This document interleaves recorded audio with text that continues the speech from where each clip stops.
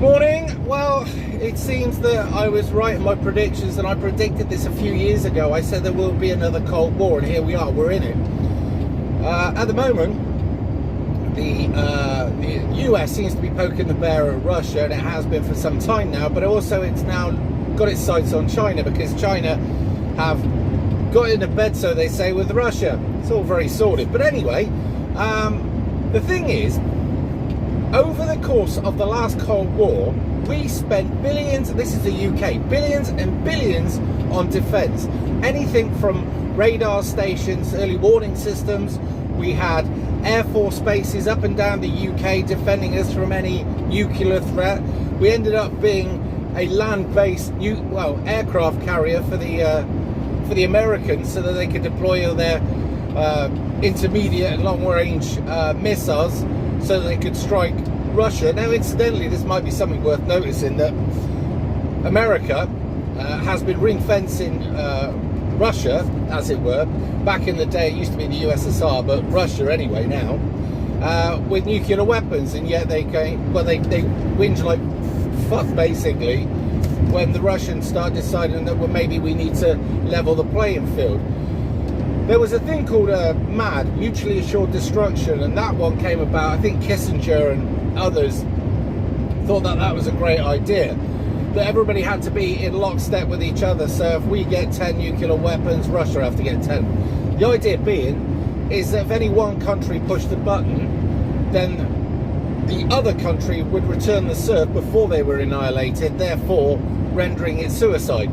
That is to say, if we launch 10 nuclear weapons at our enemy and they launch 10 at us, what will be the point in winning when you get wiped out? So that was the theory of mutually assured destruction. And that's exactly the way we'll go again this time. Although the weapon systems this time are smaller, more accurate, and even though they're smaller, will carry more nuclear warheads. Now, the agreement that the US, ourselves, and Australia have got into is that we need to up our nuclear submarine deterrent against the Chinese. And unfortunately, that means that Australia are going to have to buy British-designed nuclear submarines, unfortunately for them. I mean, it'll make us money. Well, actually, that's a load of rubbish. It'll make the globalists money, who all have shares or either own the businesses that make the weapons. Now, this going to war or having a permanent state of readiness has been something that's been going on since the end of the Second World War. It was like this. The globalists decided that during the First World War they'd only just got into what we call now the way normal factories work, production lines, that kind of stuff. Before that, everything was always done hand-built. Now, some things were better, some things were worse. We used to take the piss out of cars that were built on a Friday because everybody wanted to go home. So if you had a car that fell apart, we suggested it was a Friday vehicle. People from the 70s will remember that.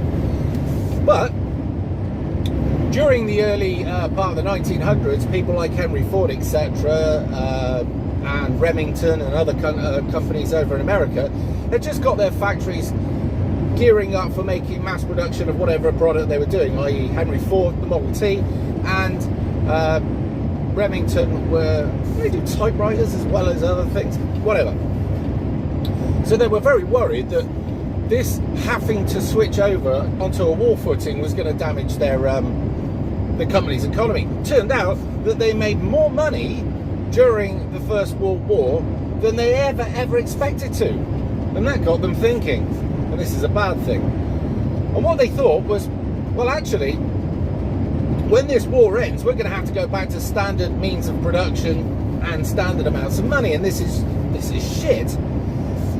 That partly plays into why Alan Dulles and his brother wrote the Treaty of Versailles. It guaranteed that the Germans would eventually kick off, because they lived under what we would call slave labour. The terms of the repayments and reparations for the damage of the First World War, which was laid squarely on the shoulders of Germany, meant that they would be paying back huge sums of money up until the 90s. And basically the thinking men realised that this would lead to war. And that's where you get people like Adolf Hitler pop up who offer to right the wrong. Take that aside, Second World War, the globalists made infinite amounts of cash. Take into that also that the private banking, you know who they are, right? The private banking made sure that they loaned Great Britain, France, and all the other countries that were on our side huge sums of cash that they could pay back later. The Americans also stitched us up with the Lend-Lease. We paid that back, but that payment ended probably within the last, well, in my lifetime anyway. I can't get the exact dates, not while I'm driving a truck. So I said, because of the amount of money that they made from the Cold War, I mean, mutually assured destruction, just the research into that cost bloody billions and billions, and that never even took off. Not mutually assured destruction, I should say, sorry, my bad. It was under Reagan, Star Wars, which was going to allegedly render all nuclear weapons impotent and obsolete. That sounds like a great thing, which is probably why it never went ahead. As it was, the two countries raced each other head to head, and it basically bankrupted both countries. One was honest about it, one wasn't. And then that brought about the fall of the Berlin Wall, amongst other things, and the collapse of the USSR, and then there we are. However, I always said there'd be another one, and here we are.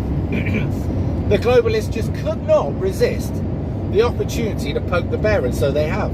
This Ukraine thing was nothing more than making a boogeyman. Now we have ourselves, or we are locked into a Cold War with the Russians again. I never thought I'd see it again, and yet I did. When we actually came out originally from the first Cold War, I thought, well, that's a relief, because we had the spectre of nuclear destruction or annihilation hanging over our head like the sword of Damocles. I thought to myself, well, if that's gone, surely there's no other country around that's got an issue or a problem with us. We should be all right now. Was I naive? But anyway, as I took my little look into history and I became fascinated with all the ins and outs of the Cold War and obviously all the wars within the last 150 years, I realised that everything goes around in a circle. The other thing, it's worthy to note that the globalists decided that after the war in Europe, Europe couldn't afford another war for the next 75 years. So they trotted off into Asia and places like that and decided to cause all sorts of trouble. And then after that, well, let's go into the Middle East, because they always need a good poking, don't they? And, well, you've all seen what happened there. But there we are. So at the moment, the taxpayer from Great Britain, Australia and the US will have to cough up huge sums of cash, which obviously the countries will borrow, and you'll be paying that back at huge sums of interest for the next 300-400 years. So your grandkids and your grandkids' kids, you get the idea. Well, if they're still alive, that is. We'll be paying back these huge sums of money that these globalists have decided to volunteer you to pay, so that their companies who make these weapon systems can make trillions. They can get themselves off their head rich, and you can suffer. How do you feel about that? Personally, myself, I feel knocked off. I have to say this, that up until recently, I had a huge amount of empathy for pretty much most people on the planet. But if by some amazing outer world thing that I woke up tomorrow and every single greedy bastard globalist was dead, I'd literally have a beer. Because I detest these people on a level you could probably not imagine. Because I know their plans are for the suffering of the good and the innocent. They despise you, absolutely fucking hate you. They hate your goodness, they hate your fortitude, they hate your morals, they hate your sense of right and wrong. They hate the fact that you'll probably make it to heaven, the heaven that they actually know they're never going to make it in, so they've made their deal with the devil. Some of you may or may not believe this, up to you. But they despise you for everything that's good about you, because they know that they were born bad and they'll never get better. And when you listen to the likes of whichever globalist leader it is talking to you in hushed tones, what you need to know is behind him burns a fire of hatred towards the people that he thinks he rules over, by the way, because this is the difference between leaders of the past who were democratically elected to serve, that's the key word here, to serve the voter, these people don't think they're there to serve, they're there to rule. They've lost the plot. They've been weaned to this position ever since they were spat out of that thing that they call a mother, and groomed into the Lord's shithouse that they are. Now, we fight the left about this, and about many things, but this probably is the one thing that the right and the left can come together on, that nobody wants to die in a nuclear apocalypse. Certainly not, because one psychopathic, greedy, narcissistic lunatic lost a battle against another equally odious creature. Because it doesn't matter what country that you're in, I couldn't think of a single leader now that I'd want to put in there. Seriously. Now, some people would look and go, oh, well, what about Orban back then? Or what about this back then? They're better than. That's the difference. They're not good, they're just better than. I'd like to think that our leader here is one of the worst in the world. That's nothing to be proud about, obviously, but there it is. But I just thought I'd mention this because, well, you know, it's nice to chuck a bit of history in there. And happy Friday, by the way. And if you're watching this, remember, like, share, subscribe. Click all the links below, because you never know when I might be removed from one channel or the next. We're getting a little bit too, I don't know, truthful. I've been 4 YouTube channels. I'm on Odyssey, I'm on Rumble, I'm on Twitter, 2 accounts, Facebook, Discord. I'm trying to think what else. There are others. I've got a merch shop, so if you want to buy your t-shirt to offend your neighbour or your family members, you've got a particularly woke friend that you want to grip their shit, it's all there, you know.